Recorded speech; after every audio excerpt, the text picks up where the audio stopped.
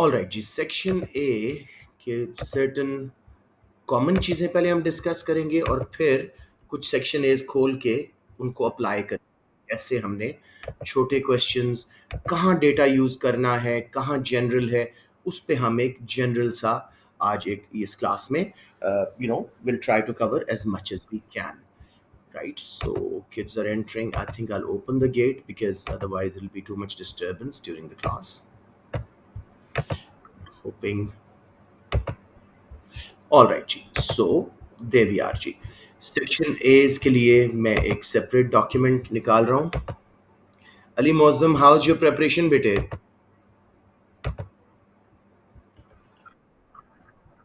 Okay, very good. Surprise me, get a very good grade. Okay. All right जी, section A, you know it's a data response. ठीक है, 20 marks total होते हैं. Must answer है तो हमें syllabus में से कहीं से भी पूछ सकते हैं.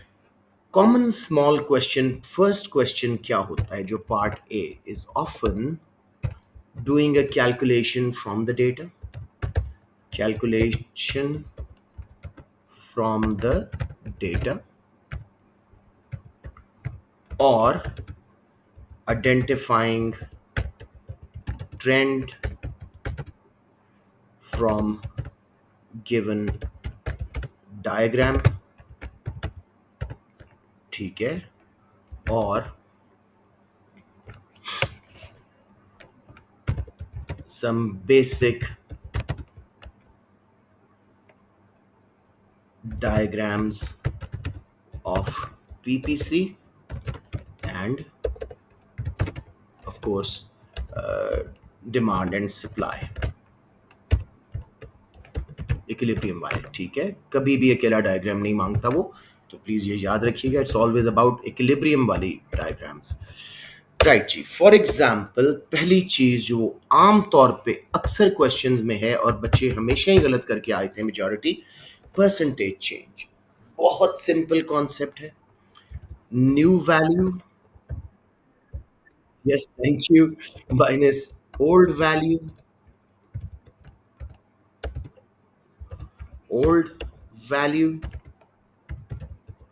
डिवाइडेड बाय ओल्ड वैल्यू, और ऊपर वाला ब्रैकेट है. पहले उसको सॉल्व करें, फिर नीचे से डिवाइड करें, मल्टीप्लाइड बाय 100. सो ये आपका one of the most frequent कि calculate the percentage change in price of coffee in Brazil according to above table 1.1 something like that. ठीक है.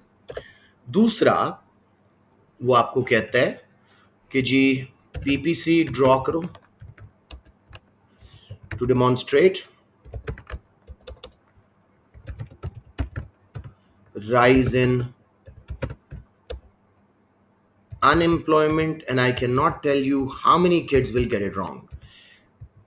या वो कहेगा increase in investment in AI वगैरह, इंफ्रास्ट्रक्चर वगैरह. अब मुझे बताएं, अनएम्प्लॉयमेंट बढ़ना आप कैसे शो करोगे पीपीसी पे? या दोबारा बोलें,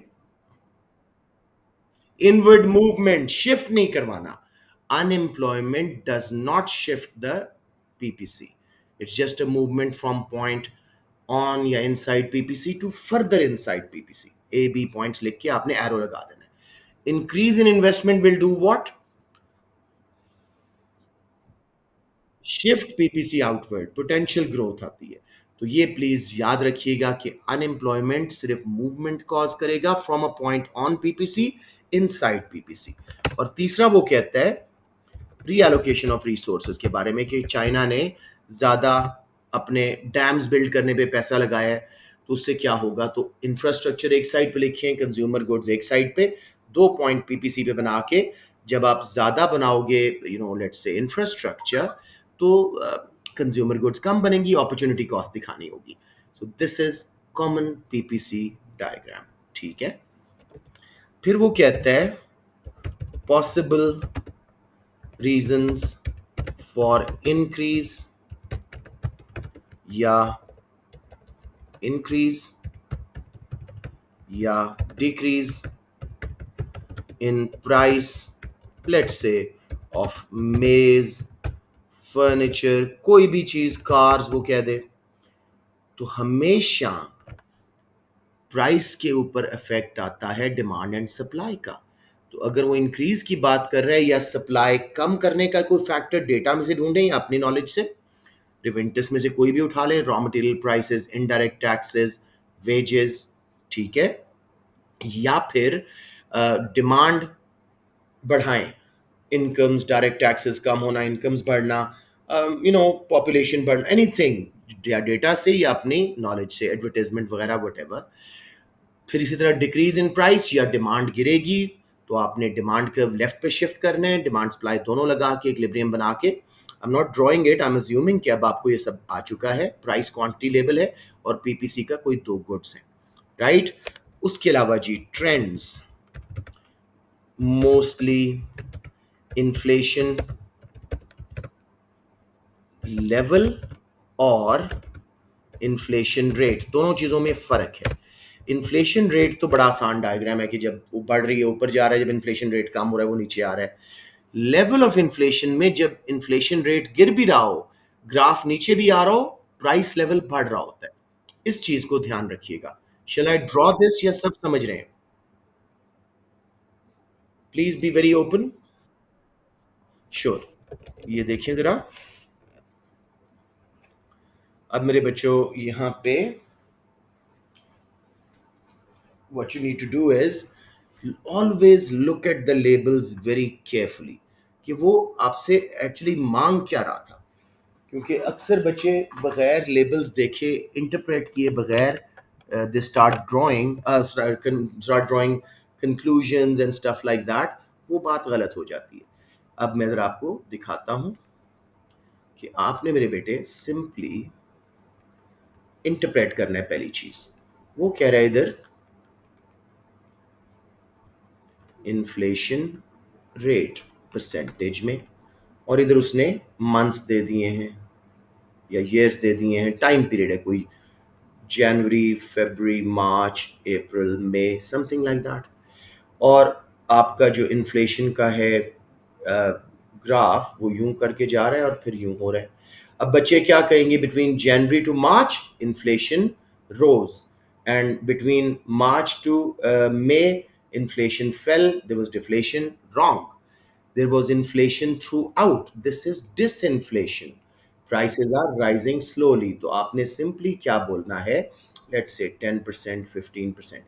तो जी हम बोलेंगे inflation rate rose from 10 to 15% between January to March, but it fell, however price level rose। ठीक है, तो जनरल प्राइस लेवल मार्च में हाईएस्ट है, जनवरी में लोएस्ट है। समझ रहे हैं, चीजें महंगी हुई हैं, सस्ती नहीं हुई हैं। Okay, let me, sorry, come again. Deflation मेरा बेटा तब होती है जब आप जीरो से नीचे जाओ, ठीक है। जब तक आपका जीरो से ऊपर है ना, पॉजिटिव रेट है इन्फ्लेशन का, महंगाई हो रही है लेकिन स्लो स्पीड में। ये बात समझ आई? हम्म, ये मैंने बहुत दफा करवाया हुआ है क्लासेस में, तो you should be able to get it now. इसी तरह एक्सचेंज रेट का भी बच्चे बहुत गलत डायग्राम इम्पैक्ट करते हैं इंटरप्रेट। जैसे यहां पे मैं आपको दिखाता हूं,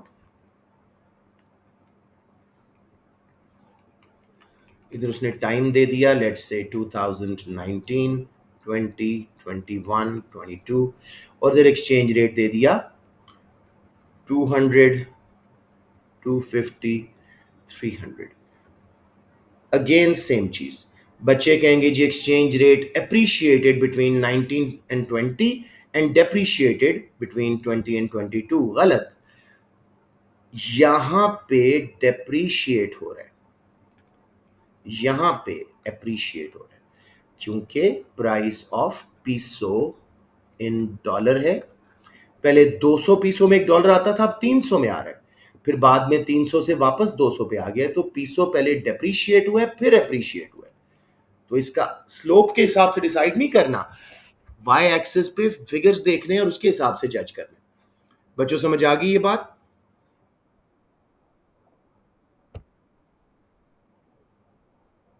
हाँ, वो तो खैर वो डेटा बहुत बेहतर बनाएगा, मैंने तो ये बेसिक सा एक डायग्राम बनाया है, ठीक है? उसमें आपको क्लियर होगा कि ओवरऑल क्या हुआ, ठीक है ना?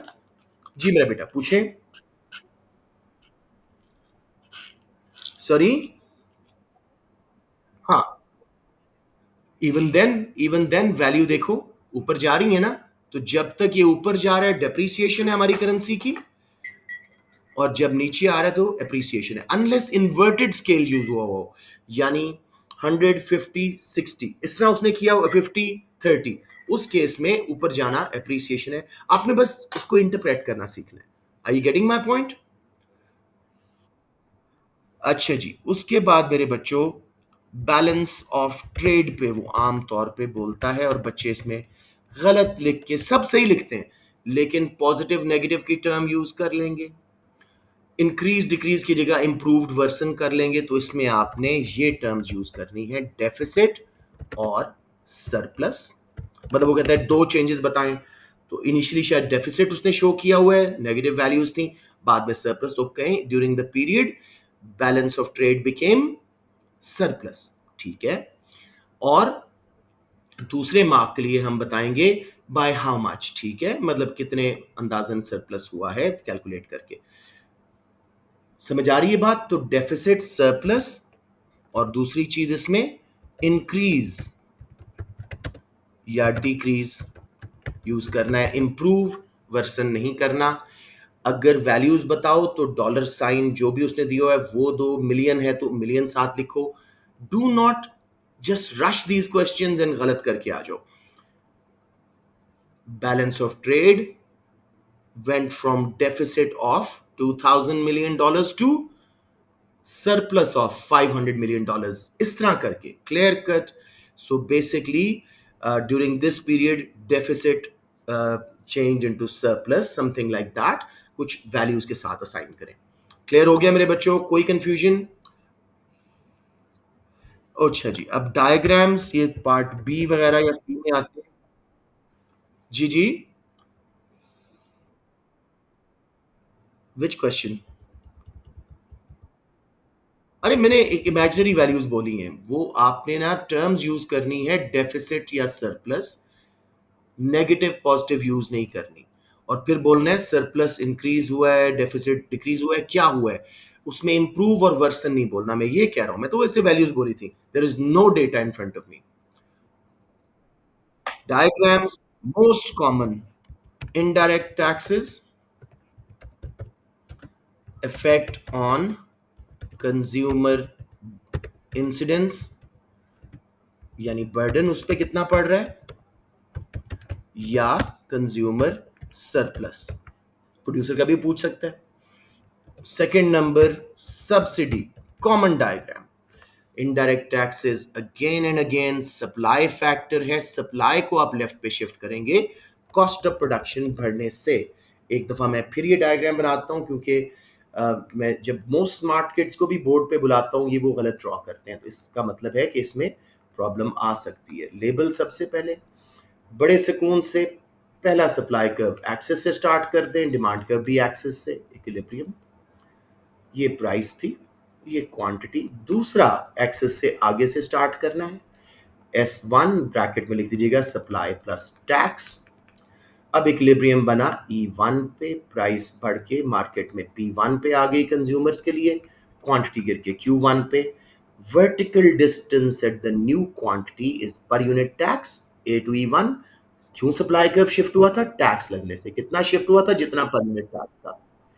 यस, अब नीचे आप देंगे प्रोड्यूसर्स को प्राइस मिल रही है P2, और ऊपर वाला कंज्यूमर बर्डन है, नीचे वाला प्रोड्यूसर बर्डन। समझ आ गई? अगर सरप्लस पूछता तो एक पॉइंट आगे ए लगा दें, पहले APE था, अब AP1E1 है, रिडक्शन वाला एरिया बोल दें, आपको पूरा स्कोर मिल जाता है। क्लियर ऑन दिस बच्चों? और इसकी इवैल्यूएशन में हमेशा लिखना होता है, will depend on PED and PES. If demand is inelastic, greater will be the burden on consumer, and if it's elastic it will be more on producer।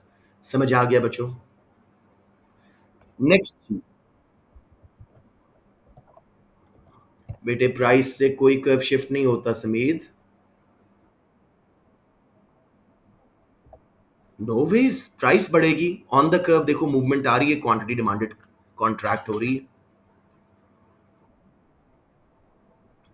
नहीं होगा। It's a supply factor. Price बढ़ने से ना demand shift होती है ना supply, direct taxes से demand shift होती है। उसका क्वेश्चन आपको आता ही नहीं है। सो प्लीज, जब भी टैक्स पे क्वेश्चन आए सप्लाई कर्व, आंखें बंद करके लेफ्ट शिफ्ट कर दें। क्लियर हो गया बेटे समीर?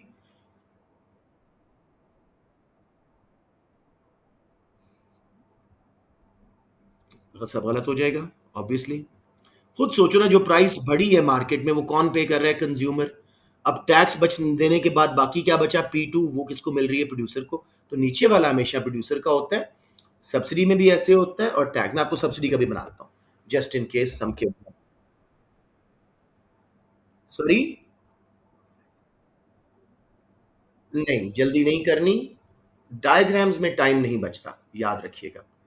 डिमांड, सप्लाई, कितना एक टाइम लग रहा है। मैं तो कह रहा हूं इरेजर्स और वो भी यूज ना करें, सिर्फ पेंसिल से उठा के ड्रॉ कर दें ऐसे ही फजूल से डायग्राम्स। सब्सिडी से सप्लाई कर्व राइट पे शिफ्ट होता है, इक्विलिब्रियम यहां आएगा, क्वांटिटी यहां आएगी। अब प्राइस गिर के P1 पे आ जाएगी, ये कंज्यूमर को पे करनी पड़ रही है, मिल रही है सॉरी। और नई क्वांटिटी पे vertical distance between the two is per unit.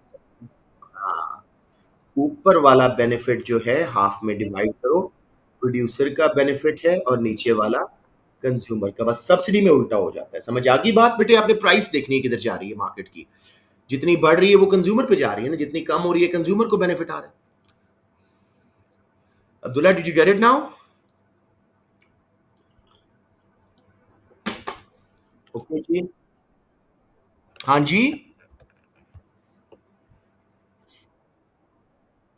आपको अच्छी तरह पता है, और ये मुझे अच्छा नहीं लग रहा क्वेश्चन इस वक्त, बिकॉज यूर बीइंग अनश्योर कि मुझसे होगा तो। आपको अच्छी तरह पता है 23 से 25 के बीच में ए है, आउट ऑफ 60। तो ये लॉटरी पेपर है, आप लोग 30s में स्कोर करें ताकि अच्छा स्कोर लेके बाकी पेपर्स को भी सप्लीमेंट करें। आप खुद सोच लें, इसमें 6 मार्क्स ऐड कर दें, स्टार बन जाता है दोनों, हर थ्रेशोल्ड में। एमसीक्यूज में 2 से 3, और इनमें इनमें 5 से 6। P4 का 36 पे होता है, 41 42 पे स्टार हो जाता है। क्या मतलब? नहीं नहीं, P4 में क्वेश्चंस आपको वही आएंगे जो मैं आपको करवाऊंगा। वही एफिशिएंसी, वही कंज्यूमर बिहेवियर, आपने वो क्वेश्चन क्लास में किया होगा। इसमें याद रखना, मेजॉरिटी ऑफ इनटेक एएस की होती है। जो फर्स्ट टाइम, जैसे कई बच्चे क्लास में इस वक्त मुझे पता है, मेरे स्टूडेंट्स जो फर्स्ट टाइम ये करेंगे उनके लिए, और ये आप कंपोजिट बच्चों को इसमें बहुत बेनिफिट है। आप A2 का कंटेंट भी इसमें लिख सकते हो। इसलिए थ्रेशोल्ड लो होता है कि बहुत सारा A1 का बच्चा जो अटेम्प्ट कर रहा होता है for the first time economics paper, वो थोड़ा स्कोर करता है। जैसे अभी देखो कितने बच्चों ने पीईडी का फॉर्मूला दे दिया था इंस्टेड ऑफ पीईएस, वो 8 के 8 मार्क गए। आप फॉलो कर रहे हो? जब आपने पूरे पीईडी के फैक्टर्स कर दिए, बच्चा घर आएगा, मैंने तो सब सही लिखा हुआ था, मेरे मार्क्स किधर गए? आपने 8 मार्क अटेम्प्ट ही नहीं किए बच्चों। Got the point Sameer? अब बेटे लॉन्गर क्वेश्चंस, आम तौर पे इसमें वो government policies, fiscal, monetary, supply side, कोई एक पॉलिसी कहेगा तो आपने दूसरी से कंपेयर करना होगा। मतलब वो कहता है कि क्या ये बेस्ट है।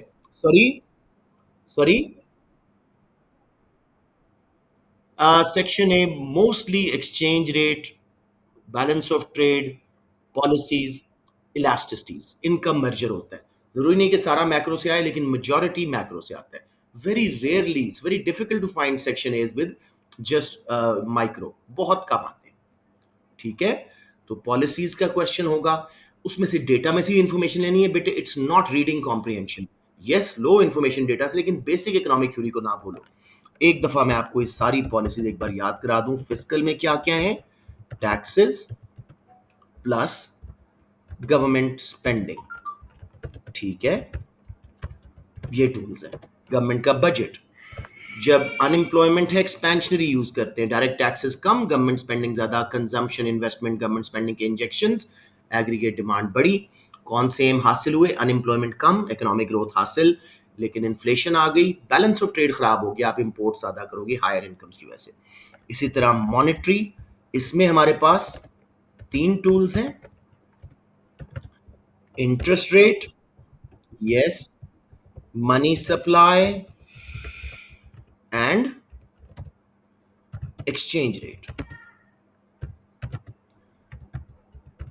अब इसमें एक्सचेंज रेट बच्चे बड़े गलत यूज करते हैं। कॉन्ट्रैक्शनरी मॉनेटरी पॉलिसी में जब आप इंटरेस्ट रेट बढ़ा रहे हो और मनी सप्लाई भी कम कर रहे हो तो एक्सचेंज रेट को रीवैल्यू करोगे, ऊपर करोगे।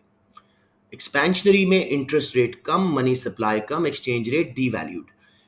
तीनों एक ही साइड पे जाएंगे, समझ रहे हैं? इंटरेस्ट रेट बढ़ा, मनी सप्लाई कम, और सॉरी मनी सप्लाई उल्टी जाती है, मनी सप्लाई कम, एक्सचेंज रेट ऊपर। क्लियर ऑन दिस बच्चों? अक्सर ये क्वेश्चन सेक्शन ए में दे देता है डाइवर्सिफिकेशन के बारे में, और बच्चे इस पे काफी गलतियां करते हैं। वो कहते हैं जी कि क्या इनको अपने करंट कंपैरेटिव एडवांटेज पे रहना चाहिए या डाइवर्सिफाई करना चाहिए। तो आपने डेटा में से भी इंफॉर्मेशन लेनी है, दोनों के फायदे नुकसान बताने।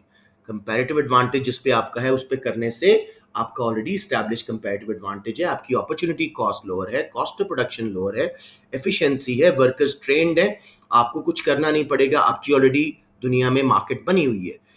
लेकिन नुकसान क्या है, अगर उस चीज की डिमांड गिर गई है अब तो आपकी एक्सपोर्ट्स गिरना शुरू हो जाएंगी। आप अगर ओपन इकोनॉमी थे तो आपको बहुत नुकसान होगा। लेकिन डाइवर्सिफिकेशन का क्या फायदा है, आप ओवर रिलायंस से बच गए चंद गुड्स पे, आपके पास बहुत सारी प्रोडक्ट्स हैं, तो अगर एक की डिमांड गिर रही है दूसरे की बढ़ रही है तो आप सेफ हो जाते हैं। डाइवर्सिफिकेशन का और क्या फायदा है, आपकी इकोनॉमी एक सेक्टर पे डिपेंडेंट नहीं होती, किसी भी दूसरे सेक्टर से भी आपको सपोर्ट मिलती रहती है। लेकिन नुकसान क्या है, आप स्पेशलाइजेशन इतनी नहीं डेवलप कर पाते जितना आप चंद गुड्स पे अगर करते, और उससे आपका कंपैरेटिव एडवांटेज शायद ना बन सके। Got the point? तो ये चीजें होती हैं। अब मेरे बच्चों let's open some random section as, और जो अभी थोड़ा बहुत हमने रिवाइज किया, लर्न किया, उस चीज को कोशिश करते हैं कि हम अप्लाई करें।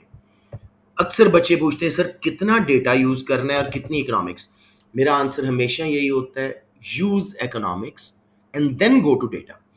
अनलेस वो क्वेश्चन ही टोटली डेटा से था, वो कहता है जी टेबल 1.1 से कैलकुलेट करो, वहां पे डेटा ही है। तो अब हम एहतियातन कोई जल्दी नियर पेपर ढूंढते हैं। समर 23, समर के ही करते हैं, अपना वेरिएंट ही देखते हैं कि क्या हालात है। पहला पेपर ये निकल आया। इसी तरह मैं समर 24 का भी उठा लेता हूं, और पिछला 23 था ना, या 23, 24, और एक हम उठा लेते हैं जी, आ, आ, आ, आ, मेरे ख्याल में एक उठा लेते हैं स्पेसिमेन पेपर, क्योंकि वो उन्होंने इसलिए दिया था हमें कि भाई आपको समझाएं कि P2 कैसा आएगा। राइट जी। अब स्पेसिमेन पेपर इतना टाइम नहीं है कि हम ओ मार्क्स स्कीम निकाल लिए मैंने, एक सेकंड जी, sorry. Specimen paper 2 question paper. Right, अब बेटे सबसे पहले हम इस वक्त डेटा नहीं पढ़ेंगे, I'll show you how to answer very quickly. Nigeria, is it being held back by dependence on oil and gas? तो सबसे पहले पहला क्वेश्चन हमेशा देखना डेटा से होगा, फ्रॉम टेबल और ग्राफ whatever.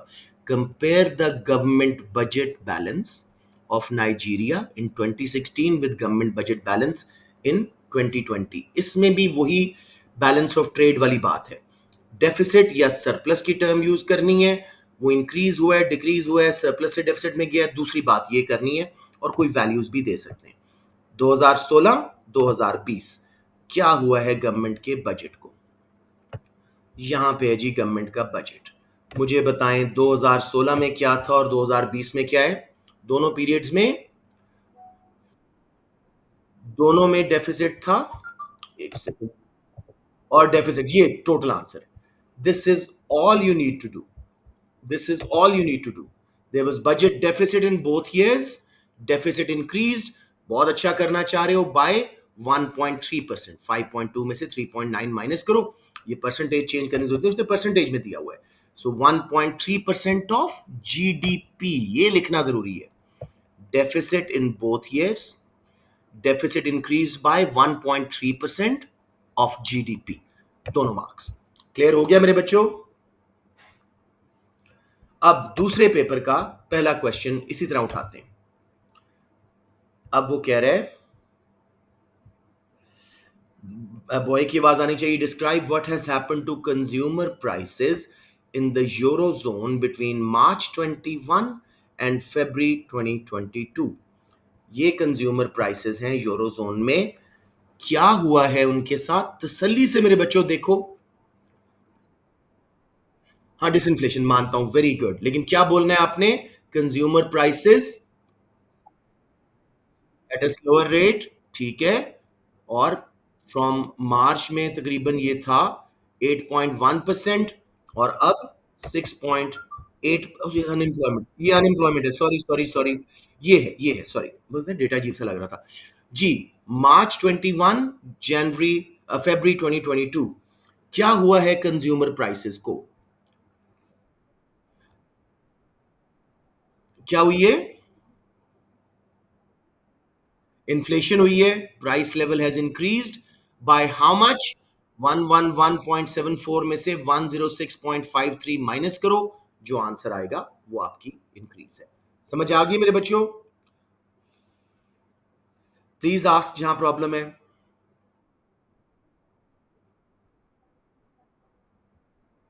हाँ, you can point out something, N anomaly, you can point out an anomaly, उसका भी मार्क होता है। तो आप क्या बोलेंगे? इन मार्च 21 consumer price index was at 106.53. In 2022 February it was 111.74. Consumer price index increased by this many index number। अगर उसने परसेंटेज चेंज बोला है तो हम परसेंटेज चेंज कैलकुलेट करेंगे। परसेंटेज चेंज ही कर दो एहतियातन। 111.74 माइनस 106.53, जो आंसर आए उसको डिवाइड करो 106.53।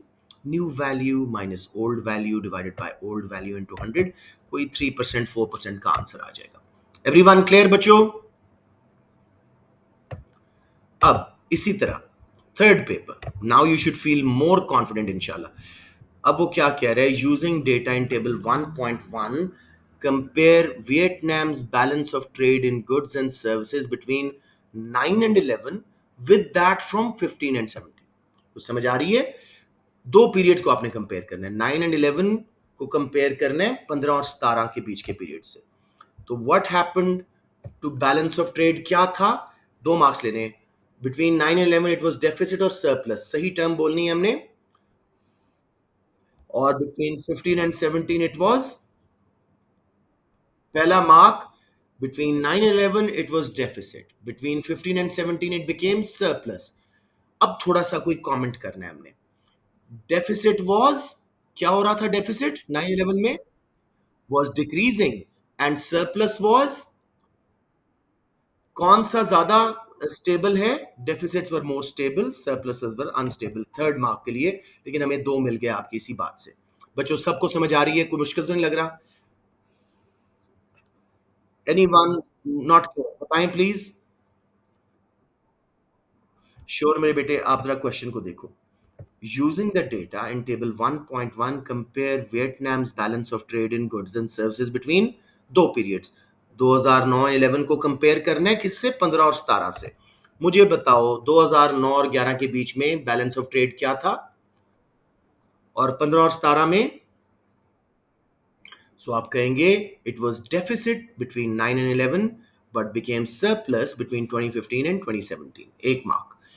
डेफिसिट क्या हो रहा था मेरे बेटे? बिटवीन 9 एंड 11 डेफिसिट क्या हो रहा था? और सरप्लस क्या हो रहा था? That's it, 2 marks done. मैं और भी ये भी कह दूंगा कि डेफिसिट वाज मोर स्टेबल, एक तरतीब से आ रहा था। Surpluses were little bit volatile. ठीक है, कोई मसला नहीं, नहीं भी करते हो, मार्क्स मिल गए। अब मेरे बेटे सेकंड क्वेश्चन तीनों पेपर्स का देखते हैं। देखो बगैर डेटा के हम कर सकते हैं इसको। यूज अ पीपीसी, अभी मैंने करवाया 2 सेकंड पहले। Use a PPC diagram, demonstrate the impact of rising level of unemployment on Nigerian economy. Nigerian हो, साइबेरियन हो, सारी इकोनॉमी सेम है। पीपीसी, दो गुड्स के लेबल, क्योंकि पूरी इकोनॉमी के कर रहे हो, कंज्यूमर कैपिटल गुड्स कर दो। कैसे शो करेंगी जी राइज इन अनएम्प्लॉयमेंट? शाबाश। Will make a movement from point near or on PPC towards inside PPC। ये देखो, गुड Y गुड X। मैं टाइम बचाने के लिए ऐसे लिख रहा हूं। मैं पर्सनली यहां पॉइंट लगाऊंगा क्योंकि अनएम्प्लॉयमेंट थी ना, और वो बढ़ गई, बी पे आ गई। समझ रहे हैं? ये you don't even have to explain it, that's how easy it is, 2 marks. तो ये तो दोनों चार के चार आने चाहिए। समझ रहे हैं मेरी बात? Anyone struggling with PPC? Shift नहीं करना अनएम्प्लॉयमेंट से, बाकी सारे फैक्टर्स शिफ्ट करते हैं, अनएम्प्लॉयमेंट अनएम्प्लॉयमेंट शिफ्ट नहीं करते। एम्प्लॉयमेंट जनरेट हो तो हम पीपीसी के पास आ जाते हैं। अब second question of this paper, with the help of an ADAS diagram identify the main cause of inflation in eurozone। उसने यहां पे हमें बताया था कि जी यूरोजोन में सप्लाई साइड फैक्टर्स की वजह से इंफ्लेशन आई है। Simply conflict between Russia and Ukraine, कोविड-19 पेंडेमिक, जिससे सुएज कनाल फिर बंद हो गई, तो सप्लाई गुड्स एंड सर्विसेज की, रॉ मटेरियल्स की कम हुई। Yes, all you need to do is shift AS curve to the left. अब यहां बच्चे क्या करते हैं? वही पुरानी हरकत, प्राइस क्वांटिटी नहीं मेरे बेटे, मैक्रो आ गया है। प्राइस लेवल, रियल आउटपुट या जीडीपी, एडी लिखना है, एएस लिखना है। थोड़ी सी चेंज से देखो मार्क्स कितने गिर रहे हैं अगर आप थोड़ी सी गलती करते हैं। एएस को लेफ्ट पे शिफ्ट करें, इक्विलिब्रियम ऊपर। ये क्या बन रहा है? Simple diagram of cost push inflation. समझ रहे हैं? Keep your syllabus content very handy in your mind, ठीक है? अब ये दूसरा क्वेश्चन, दूसरे का एडीएस हो गया, सॉरी, और तीसरे का पेपर का, explain the relationship you would expect between change in balance of trade in goods and services and annual change in real GDP growth. मुझे बताएं, आपका balance of trade in goods and services surplus होता है तो real GDP क्या होता है, और डेफिसिट होता है तो रियल जीडीपी क्या होता है? हम कैसा रिलेशनशिप एक्सपेक्ट कर सकते हैं? हमारा trade in goods, direct positive relationship. When trade in goods and services is in surplus, GDP tends to rise because X minus M goes into surplus and it's part of AD, aggregate demand। ये आपका दूसरा mark है। समझ आ गया मेरे बच्चों? अब third question. Anyone yes? अरे नहीं नहीं, वो सिर्फ रिलेशनशिप पूछ रहे मेरे बेटा, सिर्फ रिलेशनशिप। वो तो उसका अफेक्ट है ना बाद में। हमारा अगर balance of trade in goods and services surplus हुआ, रियल जीडीपी क्या होगा? बढ़ेगा, क्योंकि X minus M component of aggregate demand में इंजेक्शन आएगा। That is it. उसने क्या कहा है, उसका क्या अफेक्ट होएगा फर्दर? रिलेशनशिप पूछ रहा है सिर्फ। Got it? जी, back to question paper one. Consider the extent to which the removal of fuel subsidies, मैंने क्या कहा था, सब्सिडीज का डायग्राम कॉमन है, in Nigeria would lead to an increase in inflation. यहां उसने डायग्राम नहीं मांगा, तो कीप इट सिंपल। सब्सिडीज को डिफाइन कर दें, फिर बोलिएगा सब्सिडीज रिमूव होंगी, कॉस्ट बढ़ेगी फर्म्स की, एग्रीगेट सप्लाई शिफ्ट होगी, कॉस्ट पुश इन्फ्लेशन आएगी। कितनी आएगी? फ्यूल तकरीबन हर चीज में यूज होता है, ट्रांसपोर्टेशन, एजुकेशन, हर सेक्टर में। तो फ्यूल सब्सिडी हटने से काफी इन्फ्लेशन आने का खतरा है, लेकिन उसने कहा है कंसिडर, तो हम कहेंगे जी it depend on other goods and services prices. Data में लिखा हुआ था कि फूड प्राइसेस भी बढ़ रही हैं, सो इट्स नॉट नेसेसरी कि हमें पता होना चाहिए कि सब्सिडी थी कितनी, उससे कितनी कॉस्ट कम हो रही थी। ये है कंसिडरेशन इवैल्यूएशन। समझ रहे हो? मैक्सिमम 1 मार्क मिस होना चाहिए यहां पे अगर आप लोग कंसिडर की बात को नहीं समझ सक रहे। Everyone clear? Come again. हाँ, अगर अगर ना हो इंफॉर्मेशन इस डेटा में थी, ठीक है। अब मेरे बच्चों, third second paper, consider the extent to which the shortage of supply of labour in the eurozone may have contributed towards the increasing rate of inflation. पहले सिंपल रखें, लेबर सप्लाई शॉर्ट होने से क्या होता है पहले ये बताएं, उसके बाद हम यूरोजोन का डेटा निकाल के देखेंगे कि क्या ये मेन फैक्टर था या और भी थे। जी, लेबर सप्लाई जब कम होती है, वेज रेट्स बढ़ते हैं, उससे फर्म्स की कॉस्ट और एग्रीगेट सप्लाई गिरेगी, कॉस्ट पुश इन्फ्लेशन। ये तो आपके 2 मार्क्स पक्के। अब देखते हैं कि क्या हुआ है यूरोज़ोन में। इन्फ्लेशन सप्लाई साइड फैक्टर्स हैं। अब देखो काफ़ी कुछ उसने बताया हुआ है।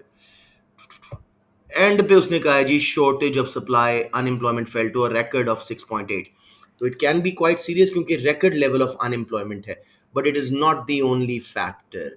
Covid 19 pandemic, Russia and Ukraine conflict जिससे ऑयल एंड गैस की सप्लाईज रुकी हैं, there other supply side factors as well. We are uncertain how much is a shortage of labor causing inflation. It might be one of the main contributors, but we don't know whether it is. समझ रहे हैं मेरे बच्चों? Clear हुई बात? Please ask. फिर आप बाद में कहते हैं सेक्शन ए समझ नहीं आता, please ask. Alright, third paper part C, use the information provide. अब हमें डेटा पे जाना है। Explain one supply side reason why Vietnam has explain experience spectacular economic growth. तो बहुत सिंपल है, मैं आपको सही पार्ट ऑफ डेटा पे ले जा रहा हूं। ढूंढें जी, और कोई बॉय बताए क्या, नहीं सॉरी कहाँ पे है, यहाँ पे, कि क्यों कोई सप्लाई साइड रीजन ढूंढेंगे आप, सप्लाई साइड पॉलिसी जिससे इनकी इकोनॉमिक ग्रोथ आई है, थोड़ा सा एक्सप्लेन करेंगे।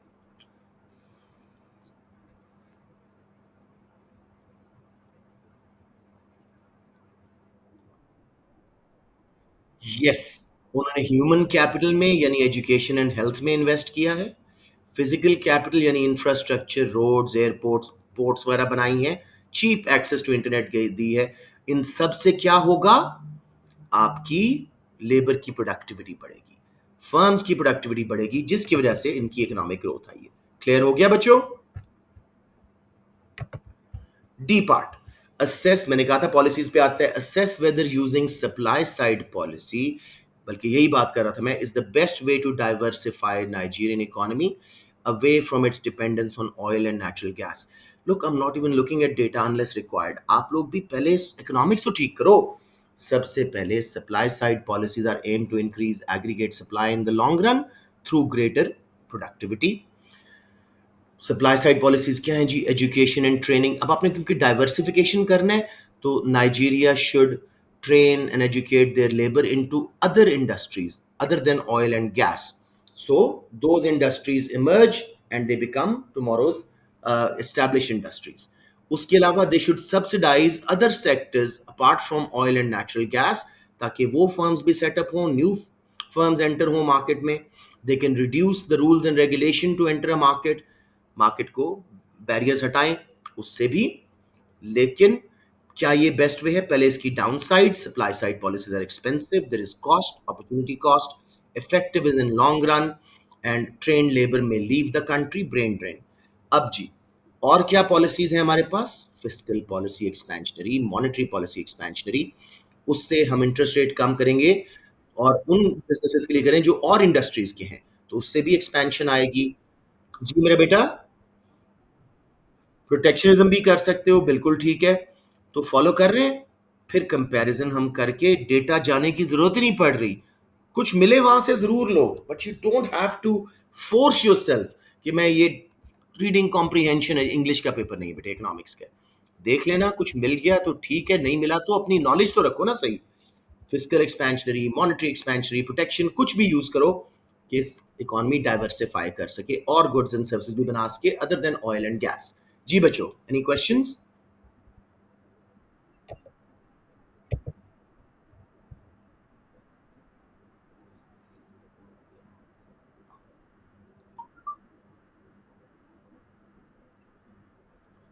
हाँ हाँ, बहुत अच्छा है, बहुत अच्छा है, बड़ा अच्छा आपने डाइवर्सिफाई करवाया है, वेरी गुड, शाबाश। इंडस्ट्रीज के नाम ले लो, जैसे मैन्युफैक्चर्ड गुड्स आपने कहा है, उसमें कहो कि जी कार इंडस्ट्री वटेवर, इन पे करे। Why not, you can agriculture, कुछ भी बोल सकते हैं। अब second paper, use the concept of, मैंने कहा था ना ज्यादा मैक्रो, कुछ ना कुछ इलास्टिसिटीज वगैरह, इनडायरेक्ट टैक्स वगैरह आ जाता है। Use the concept of PED, assess the relative impact on poorer households, including those on fixed incomes of rising prices of food and energy. अब अगेन डेटा की जरूरत हमें कम ही है। मुझे बताएं, सबसे पहले हमने जब भी पीईडी वगैरह आए तो डिफाइन करना, measure of responsiveness of quantity demanded to a change in price, एक मार्क आ गया जी। जो राइज ये एनर्जी एंड फूड है, ये कौन सी गुड्स की कैटेगरी में आती हैं? नेसेसिटीज, सो इनकी डिमांड इनइलास्टिक होगी। और पुअर हाउस होल्ड्स के बजट पे बहुत बड़ा हिस्सा होता है इनका, they spend most of their income on food and basic energy. Fixed incomes वाले क्या होगा, उनकी रियल इनकम गिर जाएगी प्राइसेस बढ़ने से, उनकी पॉवर्टी बढ़ जाएगी। अब हालांकि उसने नहीं बोला, लेकिन हम हाई इनकम ग्रुप्स की भी बात करेंगे for a comparison. High income उनके बजट का थोड़ा प्रोपोर्शन लगता है, उन्हें ज्यादा प्राइसेस से कोई फर्क नहीं पड़ेगा, क्योंकि वो फूड और एनर्जी बेसिक नेसेसिटीज पे इतना स्पेंड नहीं करते, इतना लग्जरीज पे करते हैं, तो उन पे इतना इफेक्ट नहीं आएगा। साथ में हमें देखना होगा कि पुअर और हाउस होल्ड की वेज किस स्पीड पे बढ़ रही है और प्राइसेस किस स्पीड पे, ठीक है, उससे फाइनल इंपैक्ट पता लगेगा। तो इस तरह करके आपने इवेल्युएट करना है। बच्चों समझ आ गया? 6 मार्क्स 12 का एग्जैक्ट हाफ है। Up to 2 for one side of analysis benefits problems, up to 2 for another, and then evaluation conclusion. तो अब जी थर्ड,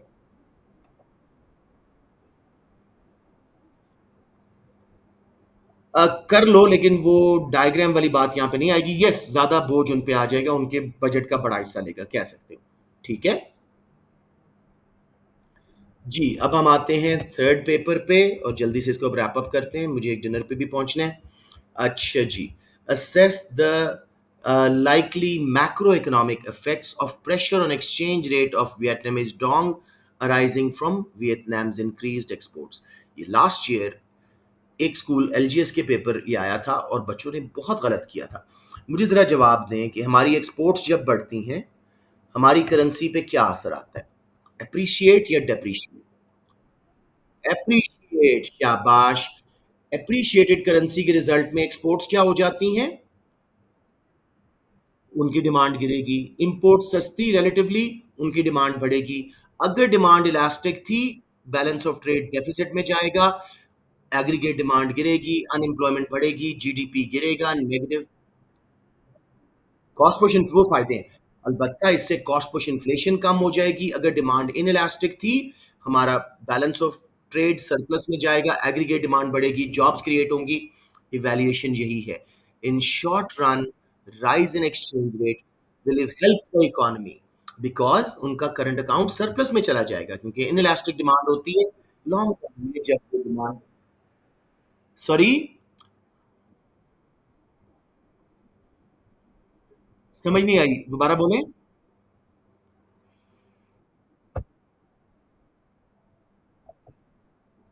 ये कोई मिसक्रिएंट लग रहा है मुझे यार, ये क्यों करते हैं बच्चे ऐसा? जी बोलें बोलें शामिर। अच्छा चले, आवाज, शामिर आप लोगों ने तो अभी किया नहीं ना macro, don't worry about it, ठीक है। असेस, मतलब last question and let's finish the class. जी मेरा बेटा।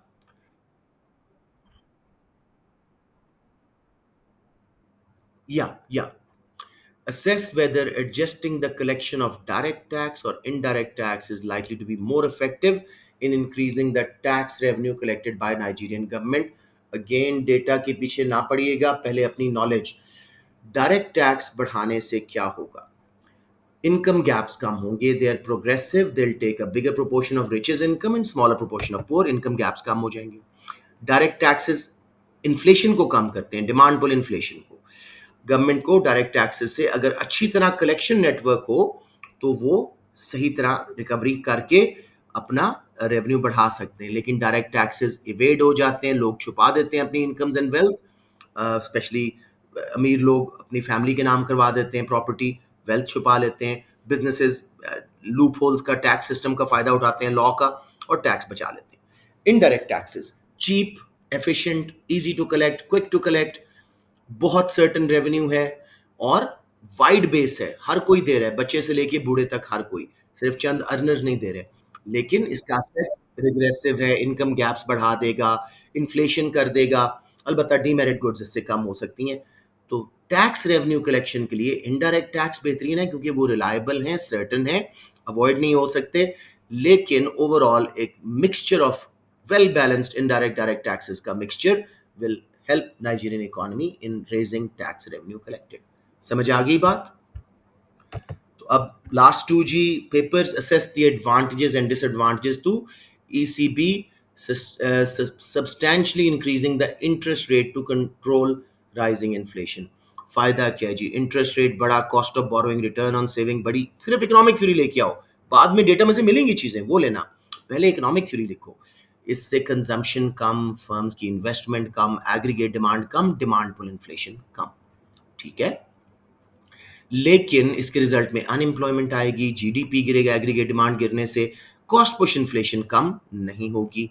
अलबत्ता राइज इंटरेस्ट रेट का अगर हॉट मनी फ्लो को अट्रैक्ट कर रहा है, करेंसी अप्रिशिएट होगी और इंपोर्टेड रॉ मटेरियल सस्ते, उससे कॉस्ट पुश इन्फ्लेशन भी कम हो जाएगी। तो दो दो मार्क्स एडवांटेज डिसएडवांटेज। तो आप कहेंगे government should use supply side policies alongside contractionary monetary policy to achieve a reduction in both demand pull and cost push inflation। समझ आ गई बच्चों? वही चीज बार बार होगी। Last question ji, assess whether Vietnam's economic miracle is likely to persist over time। इसमें हमें data की जरूरत है, क्योंकि हमें वियतनाम को देखना है इकोनॉमिक मिरेकल उनका चलेगा कि नहीं। डेटा में क्या लिखा हुआ था कि वियतनाम ने बहुत इन्वेस्ट किया हुआ है अपने इंफ्रास्ट्रक्चर में, सॉफ्ट एंड हार्ड में, इंटरनेट चीप किया हुआ है, चाइना का सब्स्टिट्यूट गुड्स बना रहा है। तो वियतनाम का फ्यूचर मिरेकल चलेगा, क्योंकि उनकी लेबर फोर्स बहुत प्रोडक्टिव और एफिशिएंट हो गई है। फ्यूचर में उनके पास बहुत अच्छी और यंग लेबर सप्लाई होगी। साथ में अमेरिका और चाइना में ट्रेड वॉर्स चल रही थी जैसे आजकल, तो उसकी वजह से वियतनाम की डिमांड बहुत बड़ी चीज़ों की, क्योंकि वो चाइना के सब्स्टिट्यूट बना रहा है। अगर ये ट्रेड वॉर चलती रही तो वियतनाम को फायदा होगा, उनका फ्यूचर भी अच्छा रहेगा। साथ में इन्होंने दूसरे कंट्रीज से ट्रेड एग्रीमेंट साइन कर लिए हैं, तो ये अब मार्केट्स डिफरेंट में डाइवर्सिफाई कर रहे हैं, अकेले अमेरिका पे डिपेंड नहीं कर रहे। 2 marks, 2 marks for why it will not be successful. Overly dependent है एक्सपोर्ट्स के ऊपर। रिस्क है कि अगर इंटरनेशनल इकोनॉमीज में रिसेशन वगैरह आया तो वियतनाम की यू नो चीज़ों की डिमांड गिरेगी और उनका एक्सपोर्ट रेवेन्यू जो जीडीपी का 90% है वो गिर जाएगा। साथ में अमेरिका उन पर धमकी दे रहा है कि मैं टैरिफ लगाऊंगा।